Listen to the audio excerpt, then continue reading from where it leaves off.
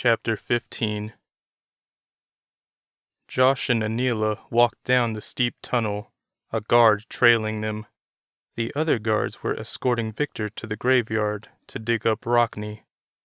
Josh wondered if he could do what was asked of him. Could he bring someone back to life? If so, that would be quite an evolution in his Gelfin powers. "Josh," Anila said, stopping him with a touch to his arm.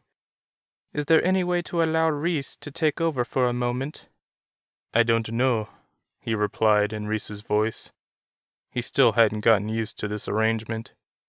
"If I could, I would let him take over permanently while I ride in the back, but every time I try, I get sucked back to the front." "Can you try again, please?" She whispered this, and the sound, as well as the look on her face, nearly broke Josh's heart. He nodded and then relaxed, letting his thoughts slip into the background. Though he didn't have muscles at the moment, he equated what he felt now to letting his whole body relax. He was suddenly jerked backward, or at least to the rear of Reese's mind. Now he was watching a body move without him telling it to. Reese was in control now. "I'm here," Reese said to Anila.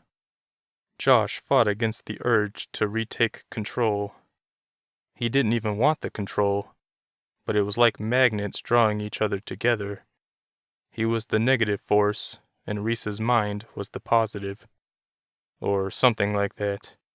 Josh wasn't good with metaphors, but he used to play with magnets when he was younger. The way they suddenly snapped together when they got close enough was undeniable. "I don't have much time," Reese said, his voice echoing in Josh's ears. "Before I go, I want to tell you I love you and our son.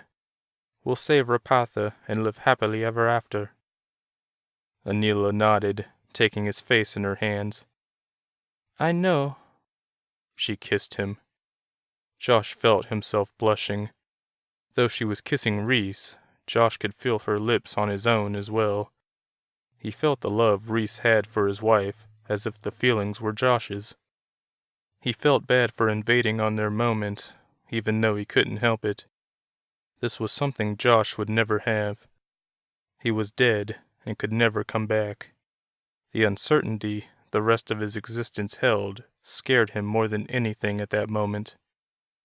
Josh was suddenly pulled forward, to the front of Reese's mind. Reese gasped, and Josh got a brief glimpse of horror on Anila's face as he regained control of the body. "Sorry," he said to her. Her look of horror slowly turned into one of resignation. "Let's get this over with. The sooner you get out of my husband, the better." The trio continued down the tunnel, which slowly grew colder the farther they walked.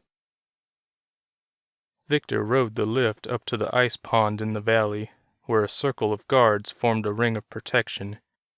There was a gap in the circle, however. "Is someone missing?" he asked the nearest guard. "We thought we heard a noise on the trail," one said, turning his blue and yellow face toward him. "One went to check it out." He pointed to the lone trail that led into the valley. "Is that so?" Victor asked as he rode the Hexel toward the trail. Before he got halfway there, a figure appeared. His face, too, was painted blue and yellow. "Did you see anything?" the dwarf asked the returning guard. "No, sir. It's all clear." "Good. I'll be back soon." Victor rode the Hexel up the trail and out of the valley, wondering why the guard hadn't looked him in the eye when reporting the good news. "We must be near the ice wall," Josh said after nearly 20 minutes of walking. He remembered the large wall on the far side of the giant's kingdom. "We are," Anila confirmed. They continued down the tunnel, which appeared to have gold dust floating in it. The end of the tunnel looked tiny, and Josh felt like he was walking down a funnel. "Is it my imagination?" he said. "Or are we getting smaller?" "What do you mean?" Anila asked. "I mean, it feels like we're getting smaller." At first I thought the tunnel was, but now it seems to be the same size as we walk on." "Well, then, we're not getting smaller." He chuckled sarcastically at her snappy remark. "What's this gold dust, then?" She waved it away. "I don't know, but it doesn't appear to be harming us, so let's keep moving." They did, and before they knew it, they reached an opening. What Josh, Anila, and the guard saw rendered them speechless.